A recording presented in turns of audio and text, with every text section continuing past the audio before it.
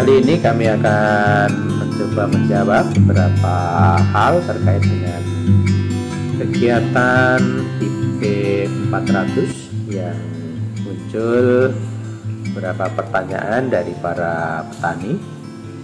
Bahwasanya IP 400 itu satu upaya mengajak para petani untuk memaksimalkan fungsi lahannya dari kebiasaan tanam dan panen 3 kali 1 tahun menjadi 4 kali. Nah, diantaranya muncul pertanyaan, kalau lahan sering digunakan, itu panen langsung segera tanam lagi, apakah lahannya tidak capek, tidak kesel, lahannya apa tidak jenuh? Nah, pertanyaan ini coba kita jawab. Coba kita perhatikan lahan kita tatkala tidak segera kita tanami, diberikan kesempatan untuk istirahat. Apa benar lahan kita bisa istirahat? Sebagaimana gambar ini lahan pertanian yang tidak segera ditanami. Yang terjadi akan tumbuh tanaman-tanaman liar, tanaman-tanaman yang tidak produktif.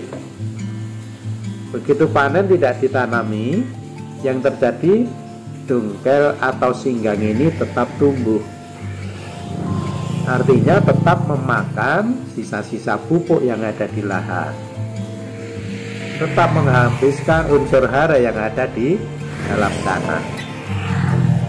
Justru yang tumbuh singgang atau tanaman-tanaman liar atau rerumputan, yang ini semuanya memakan sisa-sisa pupuk yang ada di lahan kita. Kemudian yang kedua, dari keadaan seperti ini justru siklus hama dan penyakit tidak terhenti. Sebab inang dari hama dan penyakit tetap bisa hinggap di situ. Baik itu namanya sundep, wereng, termasuk tikus. Lahan yang seperti ini cocok untuk perkembangan hama dan penyakit. Tanaman liar ini justru kedepannya akan memberikan tambahan anggaran pengeluaran bagi petani saat mau melakukan proses olah lahan berikutnya. Sebab tanaman-tanaman liar ini setidaknya harus ada proses untuk aplikasi herbisida atau racun untuk rumput untuk mengendalikan rerumputan ataupun gulma ataupun tanaman liar yang ada di lahan ini, sehingga akan malah justru memberikan tambahan pengeluaran bagi petani saat akan melakukan proses olah lahan berikutnya. Beda halnya kalau dengan kita kelola dengan sistem IP 400, begitu selesai panen itu lahan segera kita traktor. Dongkel atau singgang-singgang segera bisa kita olah. Rerumputan tidak ada kesempatan untuk tumbuh. Sisa pupuk yang ada di lahan tetap bertahan di tanah dan segera kita tanami, sehingga sisa-sisa pupuk bisa maksimal nantinya untuk difungsikan pada tanaman yang produktif di musim tanam berikutnya. Hal lain yang perlu kita persiapkan dalam kita mengelola agar lahan kita itu siap untuk ditanami kembali, yaitu dijaga kesehatan tanahnya, yaitu dengan jalan kita cek tingkat pH-nya, tingkat keasaman tanahnya. Kalau pH-nya menunjukkan angka di bawah 6, ini berarti perlu ditingkatkan pH-nya, yaitu dengan memberikan tambahan kapur pertanian atau dolomit.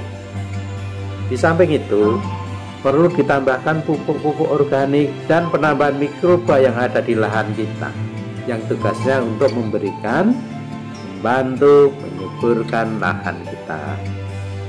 Kemudian juga perlu diperhatikan tentang aplikasi pupuk, terutama aplikasi pupuk yang mengandung fosfat. Bahwasanya fosfat ini untuk bisa diserap itu sekitar 1 minggu sampai 2 minggu sehingga aplikasi pemakaian pupuk fosfat dilakukan pada saat olah lahan. Jadi pada saat olah lahan kita aplikasikan pupuk organik, kemudian juga fosfat dimasukkan di situ, sehingga pada saat nanti tanaman masa produktif untuk pembuatan anakan, yaitu umur 1 minggu sampai umur 2 minggu, itu pupuk maksimal terserap. Kemudian secara keseluruhan tentu dengan kita optimalkan pemanfaatan lahan kita ini, bisa segera kita tanam kembali dan bisa kita panen untuk musim tanam tersebut.